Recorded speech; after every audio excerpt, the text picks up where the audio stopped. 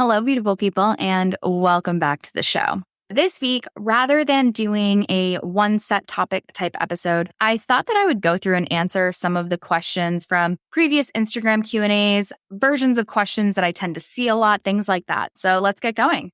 First question I have, I don't want to get bulky. I know, but I'm dealing with some body image issues. How can I get stronger without putting on unwanted muscle? Okay, let's imagine that you got your license at 16, right? And you drove for like a year and you're driving and you have your license and that's great. And all of a sudden, you're accidentally a NASCAR driver. That's sort of what you're thinking is going to happen. And I know that sounds a little condescending, but please let me explain. You as a natural born woman, you're not going to bulk up. That's really, unfortunately, not how it works. Or fortunately for you. So the good thing for you here is that strength is not based on muscle. It's neural. All that means is that big muscles don't equate to being strong and small muscles don't equate to being weak. It sounds like you want to start lifting weights. It sounds like you're just afraid that you'll accidentally put on too much mass. And I don't want to invalidate that because that's valid. Like you're allowed to look however you want. So it's not wrong to say that. But luckily, strength is a neural adaptation. So it's central nervous system based. And it's going to come from adaptations that happen not due to your muscle size. If you kind of want to know what I'm talking about, go look up the lightest weight classes, especially in like Chinese lifters. They start so young that they kind of develop through the weightlifting system. And a lot of them stay relatively light and they're really small. Like you would walk past them in a grocery store in the lightest weight classes and you would never know that these people are some of like the strongest, most athletic people on the planet. Look that up and you'll kind of start to see that, yeah, these people are throwing hundreds and hundreds of pounds over their head, but they're like 120 pounds. How is that possible? And it's possible because their goal and their sort of objective within their training is not to put on muscle. It's to get as strong as possible. And those are different. So if you need a more relatable example, when I was the strongest I've been in my life, I had less muscle mass than I do right now. Now, I would say I probably squat close to 30 to 40 pounds less than I used to. And I have more muscle mass now than I did when I was training 3 or 4 hours a day because I was purely training for strength. That's what I was competing in. If you've seen me, I'm not exactly the Hulk now. And the biggest kicker of it all is I tried to get more muscular. I'm a natural athlete, so I have never been on gear or anything like that because of the amount I was training and how fatigued my central nervous system was because I was training for strength. I wasn't recovering enough to put on any muscle. This is always the response I get is, well, Heather, I've seen bulked up women. Like I've seen it. Like I know it can happen. And here's the thing. The women that do bulk up with their natural hormone levels, they did not get there by accident. I'm talking near perfection in training and recovery and diet and all of it. The women that get quote unquote bulky naturally did not step into a gym and it just sort of happened. And the way this question is phrased, it does sound like you're newer to going to the gym, which is awesome. I'm so happy that you're doing that. But take some comfort in knowing that the women that you don't want to look like worked for years and years to achieve that. They actually took out the women's bodybuilding category within stage competing. If you don't know, that is kind of the most muscular, the biggest, the most developed, the most muscle mass in competition, like bikini and wellness, and it kind of goes up and up and up. And bodybuilding is the top level of amount of muscle mass. They removed that category. And the reason that they removed it is because women really couldn't achieve or compete with the people or the other women that were on gear because they could not naturally get as big. So everybody was on steroids and they took the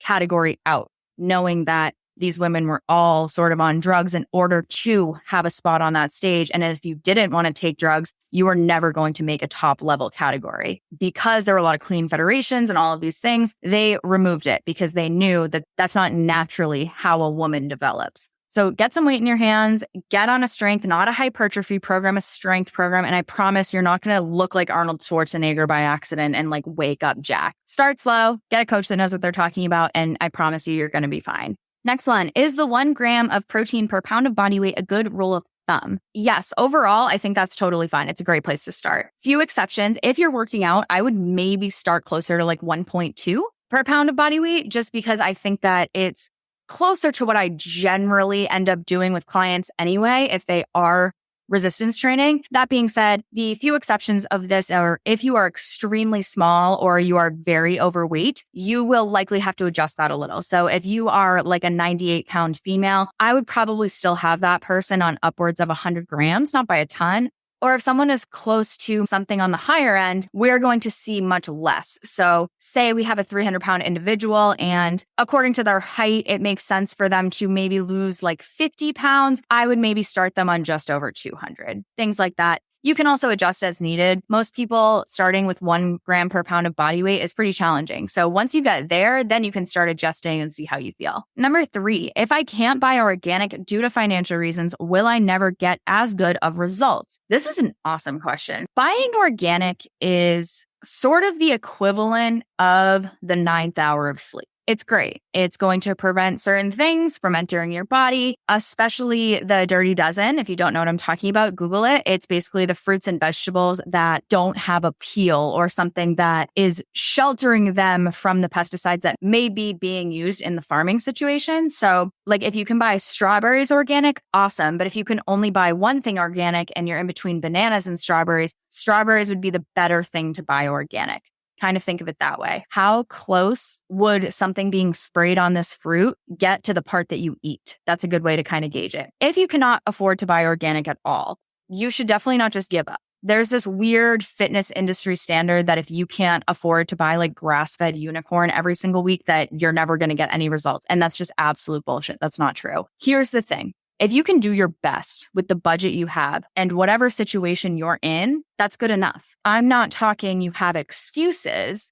I'm talking you're doing your actual best. It's always going to be good enough. If you have to buy the regular strawberries instead of the organic, so be it. It's not the end of the world. There's always going to be a step more that you can do in almost everything. But we have to be realistic, right? A lot of us have families. A lot of us have jobs. Some of us live paycheck to paycheck. That's not something that I think is worth really stressing over. However, if you're finding that you're going out and you're drinking and it's a $300 tab and you're going and doing this, that, or the other thing, yes, then maybe I would consider cutting on those other things to buy better quality food. However, this also has to do with your priorities. If really healthy, organic, grass-fed, everything matters to you a lot, you'll sort of make it matter within your budget.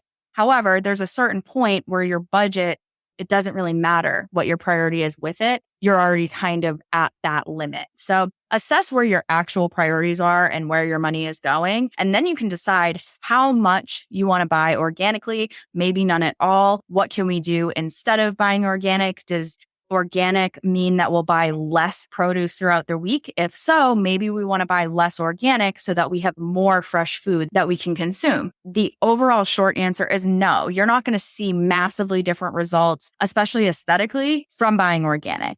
It's just something that you're taking to the next step to do a little bit better. Number 4, how do I not lose muscle if I want to do a pretty intense cut? So with pretty much anything in the body, and I've said this before, if you can think of everything in caveman terms, it really answers a lot of your questions about health and fitness. Think about muscle, right? Muscle is necessary to create force, to support activity, to support hunting, to support gathering, to support things like that. You have to run from a tiger.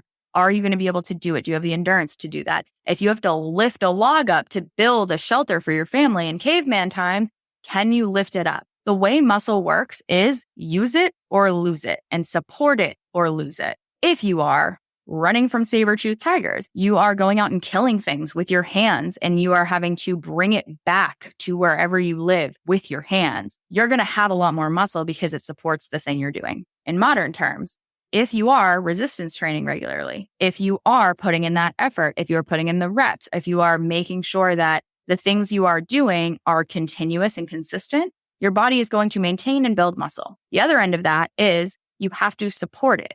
If you are continuing to use the muscle, but you're in a massive deficit, your body can only support muscle for so long. Muscle costs, quote unquote, the body a lot more than fat to maintain. So if you have a pound of muscle, it might take you 100 calories to maintain that pound of muscle. If you have a pound of fat, that pound of fat really only takes 50 calories to maintain. And those are made up numbers, but you get my point. So if we're not supporting that, we're unfortunately going to lose that muscle mass. Muscle is use it or lose it.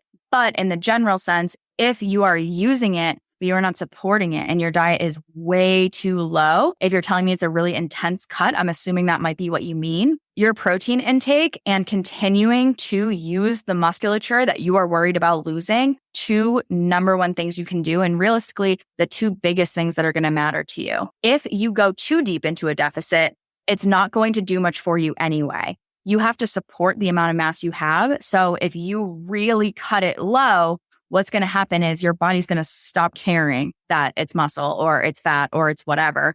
It's going to just burn through because you're not intaking enough to keep it there. My recommendation is if you're in way more than like a 20% deficit, I would maybe reconsider. And otherwise, I would just make sure your protein intake is absolutely on point along with your training. All right. Okay, no bullshit. What is the best way to add muscle and get lean on a deadline? I only have about 3 months and I don't care if it's not sustainable. It's not a long-term plan. I just want to get jacked forward and then I will figure it out after. I'd say steroids. No, I'm fucking with you. Don't go out and do steroids, but I'm also not kidding. So it's the real answer because that's why people do steroids, is so that they can get really jacked and really lean at the same time, because that's not naturally how your body operates. If that was naturally how your body operated, no one would need to do steroids. So steroids, especially the most common ones, they're going to basically maintain your muscle mass while allowing you to burn through fat and gain strength and gain size and all of these things that can't typically be done at the same time without an anabolic agent. There's no way to naturally get jacked and super lean in 3 months. And that's not even like I'm just saying in a healthy way. Like there's really no way to do that without being on gear. Building a muscle base, especially, that for most people is going to take years, especially like you're kind of saying like the jacked word. And to me, that says like it's a very impressive amount of muscle. And to do that, I mean, that can take some people 5 years. Then once you build that muscle base, you then have to cut down to reveal what you've built. So that can only take like 3 or 4 months if you already have the musculature that you're looking for. But that also is going to depend on your current body fat. So if you are currently at a very high body fat, obviously it's going to take more time and possibly more fat loss and maintenance phases to cut down that weight. But the building muscle portion of it, unfortunately, I don't think I'm going to be able to help you with what you're looking for. My best advice would be to eat right around maintenance and really put the work in with the weights and really get into the gym and really try to make everything foundationally the best it can be for 3 months. And that's kind of the closest you're going to get to either. So unless you already have like a lot of weight to lose or something like that, you could maybe focus on a fat loss phase only. Yeah, unfortunately, I don't have the answer for you. But tren is a great option if you are looking for a bunch of side effects and long-term things that are going to stick around even after these 3 months. Okay, this one, lots of bulking and cutting questions in here. So I want to bulk and I'm not sure how many extra calories I should be eating. Eating way more makes me super sluggish. Okay, so a bulk is typically what people do when they want to put on muscle and they eat more than normal and they train resistance style with weights and they will put on muscle in that time period. The problem I see with bulking is that a lot of people bulk and they assume that to put on muscle, they need to eat 500, 1,000, 1,500 extra calories per day. And if you're looking to go a bit faster, with the caveat that you will gain a significant amount of body fat doing it that way, that's totally cool. Some people do really extreme bulks and then they just cut down after. I don't necessarily promote that because I don't think that's the best way to do it unless you're doing something really specific at a really high level. But even still, it doesn't make a ton of sense, especially for the average person. So what I do when I am working with somebody that wants to bulk, I don't put them on, a 20% increase right away. Like we start small and we see how you respond. I ideally like to see about a pound of gain every 2 weeks. So think about that. If the person is looking to stay relatively around the same body fat percentage, you are not going to put on muscle without putting on any body fat whatsoever anyway. That's just not how it works. However, you can minimize that fat gain if your protein is on point, your training is on point, and you do it very slow and sustainably. Slow and sustainable is like the antichrist to a lot of people. They don't like hearing that. You can kind of go, okay, I want to go faster and know that you are not going to be nearly as lean as you are now. Or you can go much slower. Start by adding on 200 calories. don't go and add 1,500 calories a day. That's ridiculous. Think about how much mass 1,500 calories can support. Some of my smaller clients, like they only eat slightly more than that in their whole day. And that's supporting a whole human. Kind of be a little bit cautious with the giant increases. And I know you see them on Instagram and stuff, but remember, a lot of those people are on gear and it's their job to show you. It's their job to show you how jacked they are. It's their job to sell you shit and tell you that's what makes them jacked. When in reality, they have a needle in their butt. And I think that kind of standard has made normal people who maybe don't want to do that really uncomfortable with their own results. And you should be comfortable with your results as long as you are giving 100%. Don't give 50% and then be pissed that you didn't get the results. But if you are actually putting that work in, don't be upset because you don't look like some dude on the internet with a spray tan. Like that's ridiculous. So be easy on yourself, go slow, you'll be just fine. All right, number 8, I really have the basics down.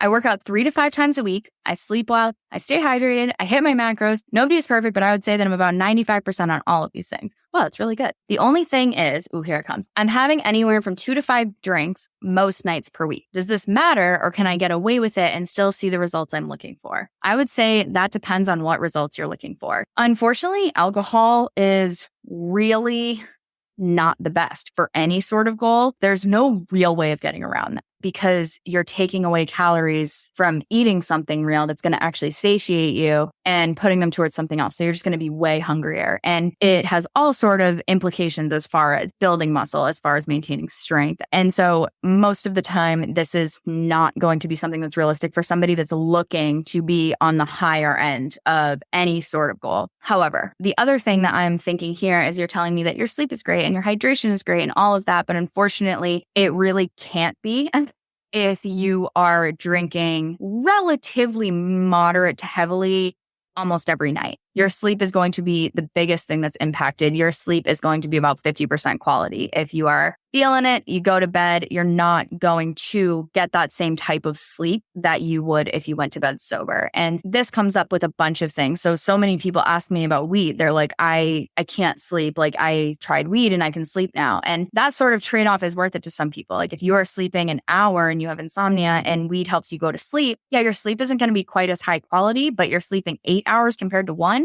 That's worth the trade-off. With alcohol, that unfortunately isn't usually the case. This also goes for your hydration. If you are consuming a bunch of alcohol, your hydration levels are just going to fluctuate massively and you're going to be up and down and your body's just going to be constantly trying to find homeostasis within hydration. So that's not the best thing either. This is sort of the whole thing with alcohol is it just bleeds into everything you do. So you're not going to feel as good for your next time you work out. You're not going to sleep as well. You're not going to whatever it is. That being said, if you can really control the factors that tend to go along with drinking, so if it's, you're not getting the pizza at 2 a.m., you're trying to still get to bed at a reasonable time, you're trying to do whatever, you definitely can get somewhere while drinking. And I don't want to make it seem like you can't. I have plenty of clients that drink all the time and they are very much aware of the implications because that's my job is to tell them. We kind of decide, okay, this is my goal. My goal is to lose 5 pounds and feel good each day. If we can do that, and you can fit alcohol within your macros and you can do it in a way that's reasonable,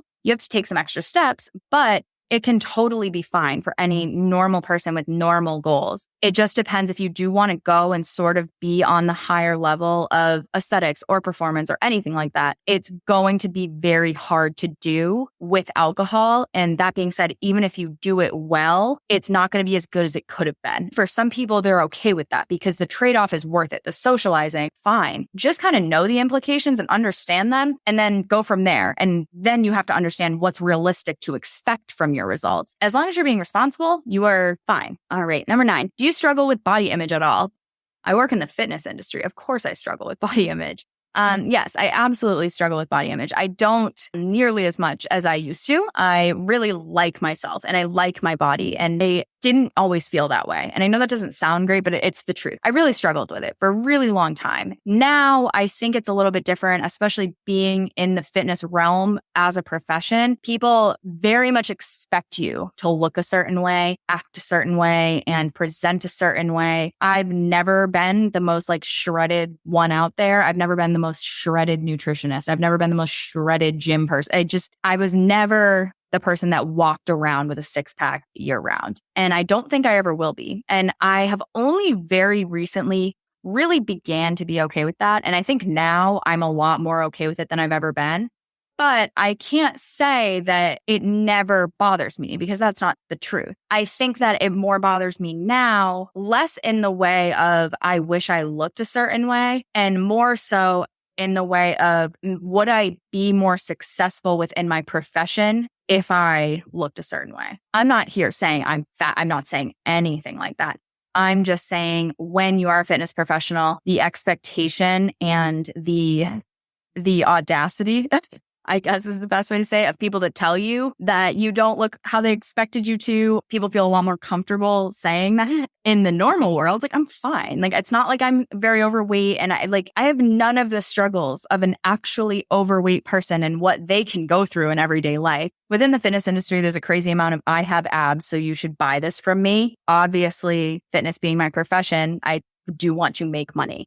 And sometimes I wonder if I was leaner, would I make more money? And the answer is probably yes. And that's a hard pill to swallow. But I've also gotten a lot more comfortable as people have reached their goals and as people have given me referrals and as people have given me testimonials. I've gotten very excited about the fact that so many people think that I'm good at what I do. And I don't have to look that way for people to think that. So I'm learning to be comfortable with it. I think everybody struggles with body image. I think people that say that they've never struggled with it or they never do, they never have a bad day with it. Maybe they don't. But I think for most of us, it's very hard to like every part of you all the time. I think the difference is though, it's okay to not love like your cellulite. It's okay to not love certain parts of your body, but it's not okay to let that be a defining factor in your self-worth. That's the difference. There's parts I don't like of me, but I now completely separate my worth from those body parts. Hopefully that's helpful. All right. Number 10, what ab movement is the best for that six-pack look? Okay, so the six-pack that I think you're referring to is those front literal six muscles, and that's your rectus abdominis, and that's the long muscle that extends vertically in the front of your abdomen. So the best way to get your six-pack is to push plates away repeatedly and close the snack cabinet as many reps as possible. If you are working out and you're moving correctly, you're using your core for nearly everything anyways. The problem isn't that you don't have a rectus abdominis. It helps you breathe. It helps you poop. It helps you do all of these things. It's not that you don't have one, right? Everyone has abs because you wouldn't be upright if you didn't. However, most people have to get to a fairly low body fat percentage to reveal that six-pack look. And you can add in ab exercises and things like that, but it's not going to spot reduce your core. It's going to make you maybe more defined underneath that fat. Everyone that has a six-pack has revealed it because they have a lack of body fat in that area. So for some people, if you genetically store fat in your stomach, and this goes for males especially, so men tend to have a fat storage pattern that is in the front of their abdomen, kind of where that six-pack would be. And women tend to store it in their lower part of their stomach, in their hips and their thighs. Something like ab definition, if you genetically store your fat there, you are going to have to lose that fat in order to reveal your abs. It's not kind of like all of a sudden like you flip a switch and you've lost enough. There are people that have like quote unquote toned, people love the word toned stomachs, and like you still have a little bit of fat on it, but you can see some definition. That's like the midpoint. So you don't have to like lose every ounce of fat to see your abs, but for some people it may be harder. Some people, they don't really store fat there at all, and they don't even have to be that lean to reveal them. Unfortunately, if you're not a genetic lottery winner, you're probably not just going to like eat whatever the fuck you want and have abs all the time. That's not really common. If you can kind of figure out where you tend to store fat, you can see how realistic it is for you to walk around with a six-pack. As far as like adding in core exercises, like you totally can, and you should train your core occasionally. For most people that are doing an actual fitness regimen, like not like some random like Instagram workout, if you're training and you're using weights and you're moving correctly, you should be using your core in almost everything you do. Don't really have to worry about getting your abs there. They're already there. You just have to reveal them. If you do want bigger, blockier abs, then yes, you should be doing weighted ab exercises. And that's totally cool too. Abs are made by breathing and existing. They're made bigger by working them in the gym with resistance. They're revealed by eating correctly and supporting your intake level. All right. So that is all the questions I have. You're amazing. If there's anything you guys want to hear on the show, the best part of it is getting these questions. People will message me after the episode. So shoot me a question. Like I'll probably put it in a later episode. It's super helpful to know what people are asking. I live in a weird little fitness bubble, and sometimes it's easy to forget the questions that people may have about certain topics. So please ask and please let me know what you guys are thinking. What do you want to hear about? You guys have been amazing. This show has grown exponentially. Like it's crazy. I'm getting like thousands and thousands of downloads. Like this is nuts. So please let me know what you guys want to hear. This has been so much fun and thank you. I will see you guys next week.